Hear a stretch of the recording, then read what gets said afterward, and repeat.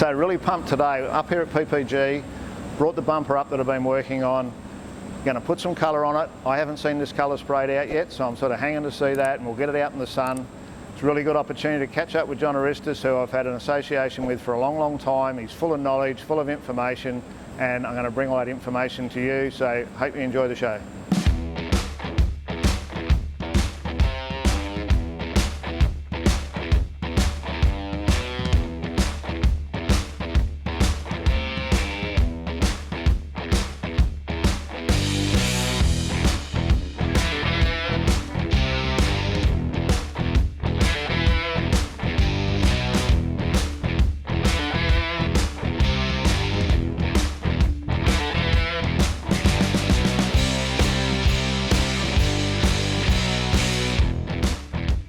So the boys have checked the bar out, pretty happy with that, which makes me happy because I haven't rubbed anything for a while. So a couple of little things we might just have a little play with, but they're going to mix some colour now. So we've had the infrared on it, and the reason for that is that I've done the filler and the primers, run the infrared, bakes it real tight, sucks it all back, and now we'll just chop the top off it, ready to do the colour.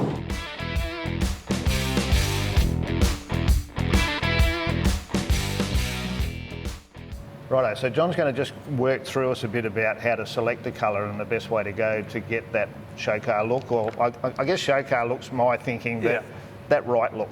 Yeah, look, with colour design, I like to call it colour design, it's the part that, you know, when you're in a hall, you want to run over to the car and have a look at it because you spot something and go, wow, what is that over there? Yeah. So I think when you're creating a colour, it's really important to keep that in mind. Think about how the colour looks under, you know, hall lights, not just outside. So you want to create something that people are going to run over to. So these are really good to use if you're creating a colour. They're colour charts. It shows you where the colours sit in relation to their own into their own shade of colour. So blues, reds, yellows, greens, and so on. So what we're going to do is we're going to look at where some of these fit. So we've got standard Deltron tinters here. So these Deltron tinters, when you start to use them in combination with some of the custom flakes, that's where you start to get some real bright colours. So one of the things people do to make something dark is they just throw black into it. So if you look where black sits, it lives in the middle. It's a dirty tinter. The tinters that we're using for this particular colour live on the outside of the circle, so they're really clean. Okay, so like when I did the Mustang and we had this process, we ended up using straight red tinter because there's nothing in it then. Everything made it dirty, right? Yeah, everything killed it. I just picked the tinter I liked, and that was the colour because it had nothing else in it. Yeah, that's right, and it was nice and clean. So when we're looking at tinters with this particular colour, we're using a couple of blues, and if you look at the descriptions, they're transparent tinters. So basically you've got transparent or opaque. Opaque means that they cover really well. When you add opaque tinters in, they start to make the colour cloudy or dirty or milky. So we've stuck with really clean see-through tinters, transparent, and if you read the descriptions, they tell you when they're transparent, they tell you that they're high chroma and where they live. So this one is a green shade, and this one is the 762 is a red shade. So 761, 762, when you get colours sort of fighting each other, it actually helps to create a really interesting colour. Now it's funny because I never realised why, but way back when I did the blue car after the burgundy, like Rock 3, the two colours we used to mix it, and I had some friends back in Broken Hill at a paint shop, was translucent blue and translucent green. Yeah. So obviously it didn't cover real well, but that colour had that sort of pop, and obviously now that makes sense. Yeah. So what we want to do is these colours, if they're transparent, you think, well, how are we going to get coverage? So when we start to use our flakes, so we're going to use some glass flake in this colour, and we're going to use some pearl flake. These flakes actually cover really well. So believe it or not, these are going to help us with coverage. Okay. So these in combination with our tinters help to give us that nice, we don't have to put 10 coats on. You know, we'll get away with 3 or 4 coats, which is acceptable for a custom colour. So is that, sorry, jumping back to my old cars again, so that's a bit like where we put candy over a silver base? Yes. Okay. So traditionally you'd put a candy, you'd put down 3 or 4 coats of a colour, you'd put down, another 4 or 5 coats of candy, and 9 or 10 coats later, and 5 or 6 hours later in the booth. Yep. Hopefully everything's gone well. Yeah, and the colours don't get darker on the overlaps and all that sort of thing. That's right. Yep. So what we're trying to do is we're trying to create a colour. We're going to use candy. We're going to use glass flake, which is a coated, so this is a blue coated glass flake. We've got blue pearl that we're going to use, and we're going to also introduce some matting base. So the matting base will help these flakes stand up.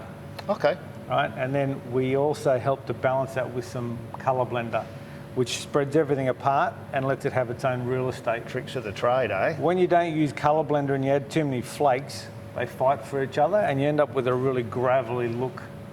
So when you're I've done that too. Yeah, when you're looking at the metallic, you think, oh, what happened there? What's happened there? So that colour blender, combining all these together, spreads everything out and you get this really nice effect. And obviously looking at what's in the tin there, you still can stay with that nice tight nozzle as well on the gun. That's right, that's right. So what we're going to do is we're going to combine these and put on, 3, 4, maybe 5 coats if you wanted to, which makes it a much simpler task. That'll be the phone. Which makes That's all right, just keep going. See, technology is good, you don't have to get your phone anymore. So we're actually also going to add some candy into this colour. So the candy gives it that final brightness, So the candy combined with the blue glass, probably my most favourite flake of all. This flake, when it picks up lighting inside or outside, it just really gives the car another dimension. Yep. So again, we're going to use the blue pearl, the blue glass, blue candy, blue tinters. Guess what colour it is? Blue. Like you were painting it forward, right? Yeah. Try and match that blue oval. So now everyone can get an understanding why I like to work with John and utilise his knowledge to develop a colour that fits with the car. And we've done, I don't know how many cars. I think the first car we worked on was the Flag, which was the year 2000. So we've been at it a while. 20 years ago now. Yeah. But looking forward to it. And I guess I forgot one last thing. We're going to use an aluminium. Okay. But it's a blue aluminium. Right? So of course. Traditionally, if you use just a normal silver, it starts to wash the colour out. Right. It doesn't give us that depth. We lose the depth. So blue aluminium, blue flake, blue candy, blue. So blue. But again, if we use this, understand what we're using, read what the tinters do, that's how you get those really nice, bright, vibrant colours. Awesome. Can't wait.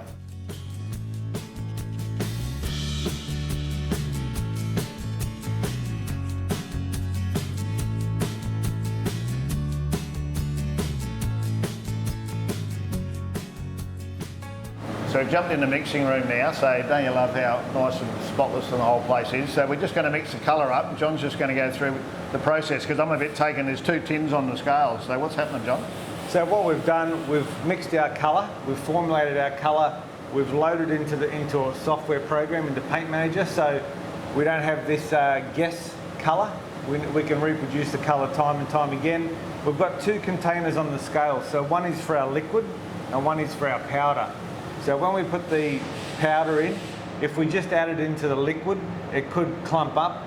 It might not give us the right colour in the end, or it might start to spit out the other end when we start painting the car. Okay. So ideally we'll put our liquid in. When it's time to add the pearls, it'll go into some thinner. The thinner will help dissolve the powder pigments, and then we can add that separately into our colour. And then once it's in, it's all good. And then it'll integrate nicely and mix in well. So Terry's doing all the hard work.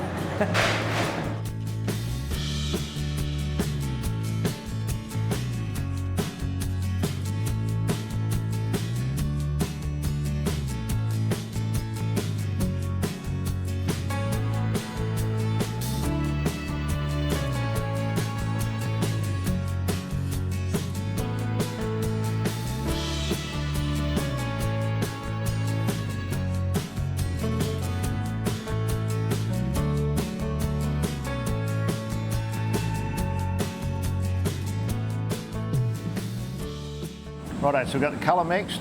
I obviously primed the bumper before it got here, so I've just gone over it with John. So how'd it go, mate, all right? Pretty good. Pretty good. Only a couple of little things? Yeah, just knock out little bits of dust. So the process you've used there then, so what do we go? A bit of 240, then 400? Bit of 240 in the hard to get at areas first, and then finish with some 400. 400, and then people are going to see you with a buzzer going, what's he doing with that? So I'm a bit the same, I always get a bit panicky, so it's really interface with some 800, and that just takes all those scratches out. Just to get the final few straight line scratches out, which we don't want to see come through in our base coat. Yeah, so you'll see sometimes if you're doing a silver or something, you look in the paint, you can see some scratches. That's going to come from right at the start, so that's why we're doing that. So even though we've done that, we're still going to prepare some wet on wet primer. Yep. Which is going to provide us a ground coat as well, so G6, just to be double sure. Make sure, so that'll seal it off, and then wet on wet, so put it on and then the base coat straight over. Yeah. Cool. So it's a fairly hot day today, and we've had the gloves on just to make sure we don't get any sweat onto the bar. So once we've sanded it, we've used a grey scourer to vacuum it. You know, a lot of people like to blow the dust off, but I don't like sweeping, so I prefer to vacuum it off.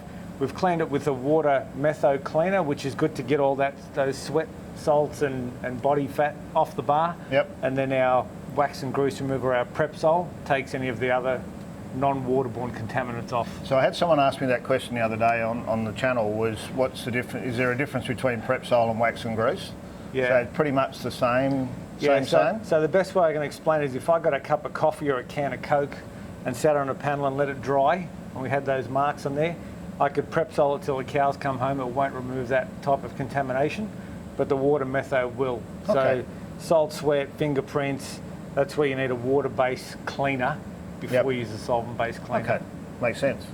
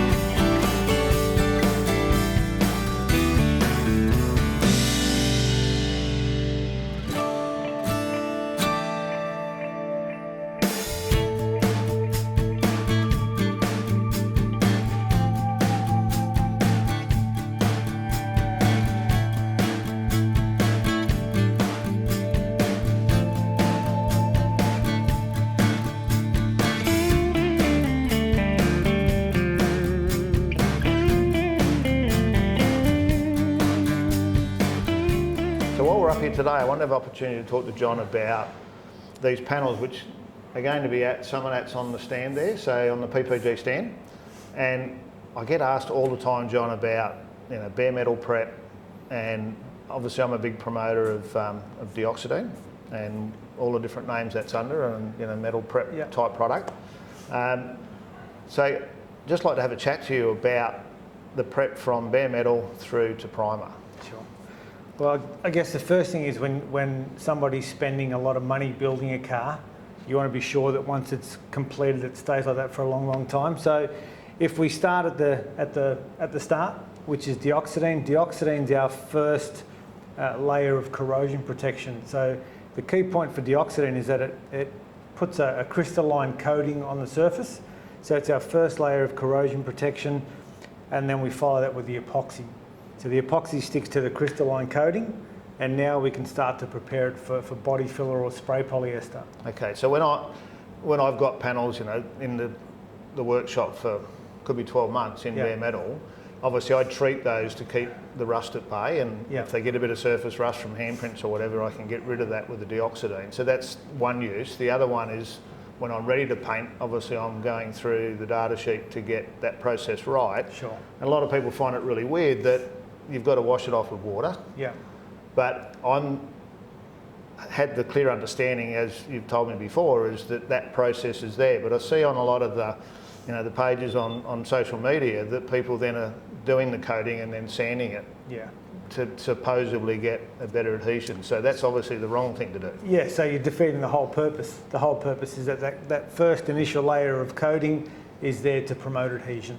Okay. So ideally we want to be putting on fillers over epoxy so we don't get any rust creep Okay, and so corrosion coming in. the way the panels are, there's going to be a whole heap of these on the stand at the Summernats. So this one here, obviously we've got the bare metal, we treat it, we put the epoxy on Yep. it, and then the next one actually shows where if you need some filler, and we all need a bit of help, so clearly this is showing that if you're going to do your filler work, it's over the top of the epoxy. Yes. So can you just once again explain the reasoning for that, because I get a lot of questions about that as well. So the idea again, we've got our dioxidant on there, we've got our epoxy. The epoxy stops any rust creep. So once we apply body filler, if we leave it overnight, by the next morning you're starting to get corrosion building up around the edge of the body filler. If it's on bare metal. If it's on bare metal, Yep. once it gets under there, it's game over. It's Okay. pretty much strip and start again. And of course we know that is porous, and That's- we're all at that's fault, right. and I'm at that at the moment of having some filler around that's sitting there, you know, for days or weeks at end, because when you're in that full build process, the Yeah. last thing you want is that sitting on bare metal. Yeah. So just explain to us the epoxy. My understanding it's more like a glue than a paint. Yes, that's right. So epoxies are pretty much like glues, like an araldite type glue, but this is an isocyanate cured epoxy, and this is an epoxy that's been specifically built for this purpose. So it's built for a bare metal respray up, incorporating body fillers, providing corrosion protection, and making sure that the epoxy sticks to the crystalline coating of the dioxidine. The fillers can stick to the epoxy, and then once we finish the filler work, we want to completely coat the whole surface Seal it again with epoxy. So, Seal it off, you know, yeah. people say like smash shops don't use epoxy, but it's a whole different process. The work Yeah. we're doing is totally different to, you know, doing a spot repair on a current model vehicle. Yeah. That whole process sits aside to what we're talking about here. Yeah, and usually a repair in a smash shop is smaller. It's done the same day, it's processed the same day, primed that day. When you're doing a complete door skinning body filler, you know, it could take a whole day just to do that. By the time you finish it, you know, you're not ready to prime it. Yeah. So the next one then, so we've got our bare metal, we epoxy, we do our filler, put the epoxy back on. The next process then obviously is to go from that to our primers. primer, yep. Yep. So what you can do with this epoxy is you can use it in wet on wet mode. So you can apply the epoxy back over all your body filler, any bare metal you might have left. And ideally, if you've got bare metal that you're going to leave for the next day, mix it up, grab a rag or a roller and just dab it on and seal it off. So that's something I've obviously learnt from you, and if we're in that phase of doing an engine bay, for instance, and you've got bits showing, you can actually dab it on. Just dab it on. From this point here, what we want to do is seal off our filler. It gives you one more chance as well to make sure you haven't missed anything. Flash off 20 minutes, 25 minutes, put your spray poly or your high build primer on top, and you're ready to go. Yeah. So that's the process I've been using. So once I'll do my filler work, put the epoxy on, Yeah. you know, leave it a day or so. I'll give it a rub, see if I've got everything out, get my lines right, because I can see in the light better. Yeah. And then any cut throughs or whatever, I'll just re-epoxy that whole panel. Yeah. And then wet on wet with my high build. And I've been using the Vibrant, so I'll actually do probably 3 coats in the high build phase. And then I go back and start cutting with 180 again to work back up, which is what we've done with the bumper. Yeah. And the key, one of the benefits of this colour being different is if you cut through your primer, you know when to stop. Yeah. Yeah. Yeah. So I've been using this process for some years now, but it's just having someone that I can tell people, but it's nice to know the theory behind it and how it works. Okay, so all these panels are going to be on the stand at PPG at Summernats. 2021. So come and have a chat. John will actually be back this year, and a whole heap of other reps there, and lots of other info. So, mate, this is getting a bit out of control. So we were talking earlier about doing the first car, which was the flag way back, and then I was thinking about, it's been a few now. So colour-wise, I mean, we just did the colour for the panel van, but what was after that? So we did the flag. Flag, yeah. And then I think the Mustang. The Mustang, yeah. So that's been about 13 or 14 years now, believe it or not. Yeah, well, much younger back then. So I contacted John and said, like, you want to do another car? And it was a bit like, it's nice to do that, but I think, well, you can probably tell why you keep doing it with me, but... Well, we can't forget tailspin either, right? In the middle of all that. Well, So this is number 4.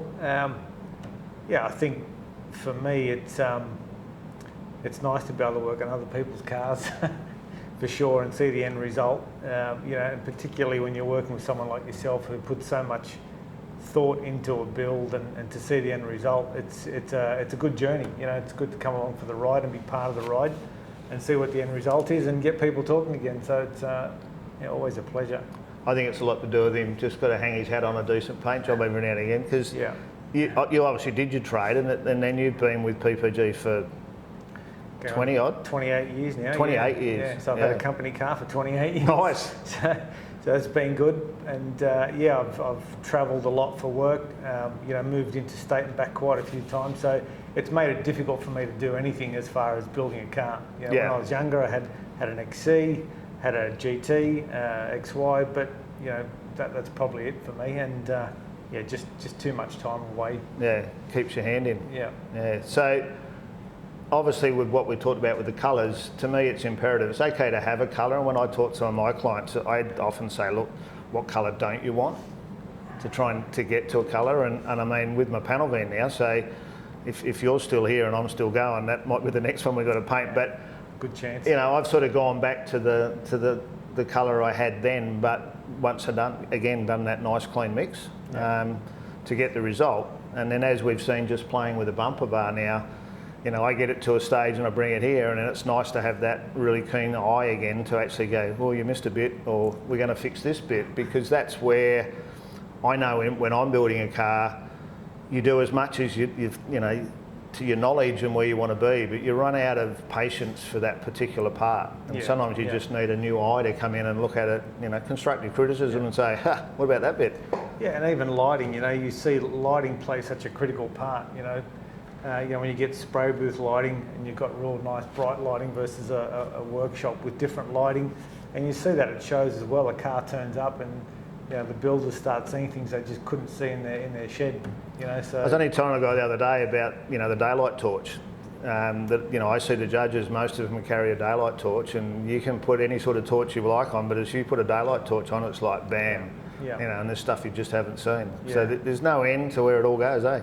Yeah, and you know, if you're doing a car for yourself or for a customer, I think it's important to think that way and do the final inspection. You know. And I mean, I'm just thinking, like, you judge for what, 15 years more, 20 years at Summernats and Motorex. Summernats, Motorex, some of the earlier, you know, fast forward road. And I believe you're back for a visit this year. You can back in the PPG marquee this year. Yeah, so not judging, but back. Yeah, because I know I haven't seen you for a couple of years. Yeah. No, it'd be nice that'll to be get good. back. Yeah. Chance to catch up. For sure. Awesome. So that's a wrap. Merry Christmas. Make sure you have a good time over the break. Spend some time with your family. We're going to do that. We're going to have a break for a few weeks. If you're coming to the Summernats, make sure you come to the PPG stand. Probably be hanging out with Mothers as well. I reckon we'll hit the 7,000 subs by New Year. Thank you all so much. Hope you're enjoying the show, and we'll be back bigger and better next year. Doing exactly what I want now. Just talk a bit, John. Just say anything. Just 1, 2, 3. Well, favourite Holden. He just wants to get your mic checked. My favourite Holden. Yeah. Is he trying to set me up?